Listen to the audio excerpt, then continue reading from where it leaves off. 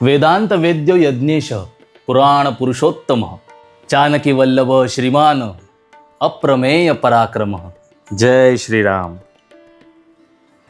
अप्रमेय पराक्रम या श्लोकाचा अर्थ असा होतो की ज्यांच्या पराक्रमाची, ज्यांच्या शक्तीची कोणतीच सीमा नाही, मोजदाद नाही, असे आपले प्रभू श्रीराम। पण विचार करा, ज्यांच्याकडे अफाट शक्ती आहे,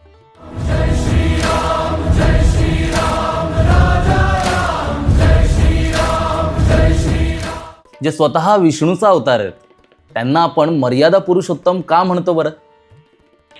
पण मला सांगा, मर्यादा म्हणजे नेमकं काय? नियमांचं पालन करणं की अजून काही वेगळं? आज आपण या भव्य मंदिराच्या पायथ्याशी बसलेलो आहोत।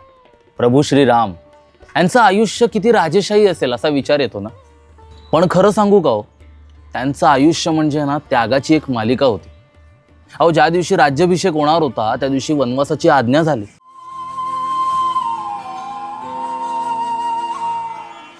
आता या जागी तुम्ही किंवा मी असलो असतो ना, तर रागराग झाला असता, संताप झाला असता, आदळापटही झाली असती। पण रामांनी असं काही केलेलं नाही। राग मनात न ठेवता अगदी हसत मुखाने वनवासाला प्रस्थान केलं।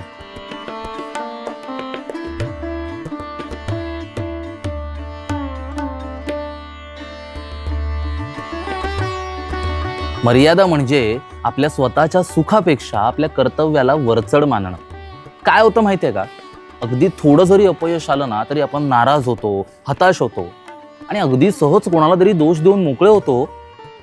पण प्रभू श्रीरामचंद्र काय म्हणतात माहितीये, परिस्थिती कशीही असो, आपल्याला संयम ठेवता आला पाहिजे आणि हीच आपली खरी ताकद आहे। मर्यादा पुरुषोत्तम म्हणजे न डगमगता आपलं कर्तव्य पूर्ण करणारा माणूस।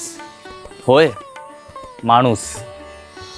प्रभू श्रीरामांच्या शिकवणीतला संयम हे तुम्हाला प्रेरणा देत असेल तर कमेंटमध्ये जय श्रीराम लिहायला विसरू नका। आणि हो, कुठेही जायचं नाहीये, आपण पुन्हा एकदा भेटणार आहोत। धन्यवाद।